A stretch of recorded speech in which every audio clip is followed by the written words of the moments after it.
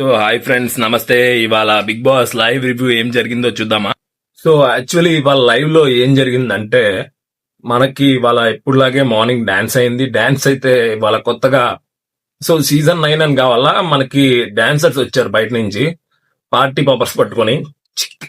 So అలా వచ్చి వాళ్ళు డాన్స్ వేశారు. మన హౌస్ మేట్స్ కూడా వాళ్ళతో కలిసి డాన్స్ వేశారు.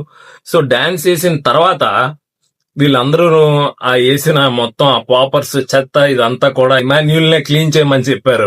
సో అప్పుడు అందరూ చాలా ఫన్నీగా నవ్వుకున్నారు. సో ఇమాన్యుల్ ఏమో పాపం బాధపడుతున్నాడు, అరే నాకు ఏట్రా ఇది, నేను తెమ్మనా నా పాపర్స్, ఏట్రా నాకు కర్మేట్రా అనేసి నవ్వుకున్నాడు ఫుల్ గానా. సో నవ్వుకున్న తర్వాత సో మన హరీష్ గారేమో ఒక లీడర్ లా బిహేవ్ చేస్తున్నారు, అందరినీ డామినేట్ చేసుకుంటూ. సో లైక్ అందరికి అలాగా ఇలాగా అనుకొని సో ఇప్పుడు ఒక్కొక్కరికి ఒక్కొక్క వర్క్ అసైన్ చేశారనమాట. పవన్ ఏమో ఫ్లోరా షైనికి అదే వర్క్ ఇచ్చాడు. హరీష్ గారు ఏమొచ్చి ఇమాన్యుల్ కి ఇంకా శ్రేష్ఠికి మొత్తం ఫ్లోర్ క్లీనింగ్ వర్క్ అంతా ఇచ్చారనమాట. డీమోన్ పవన్ ఏమొచ్చి వెజల్ క్లీనింగ్ వర్క్ రీతి చౌదరికి ఇచ్చాడు. శ్రీజ రాముకి ఏమొచ్చి బట్టలు ఉతికే వర్క్ ఇచ్చింది. అంతా బానే ఉంది కానీ రీతు చౌదరి ఒకసారి మనందరి బట్టలు ఉతకడానికి రాము ఉన్నాడు కదా అనేసి అన్నది. సో ఆ మాట నాకు ఎందుకో నచ్చలేదు.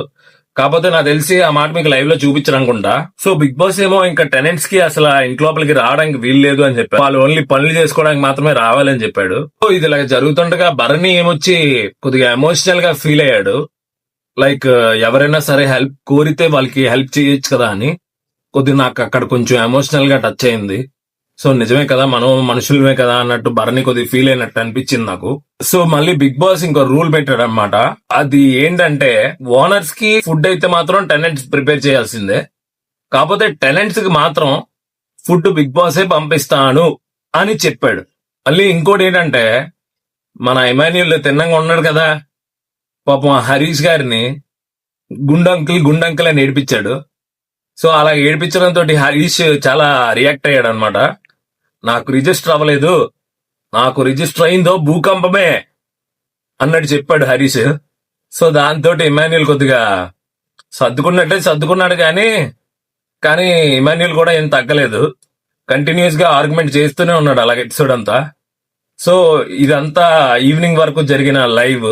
సో ఇవాళకి ఇంతే ఫ్రెండ్స్.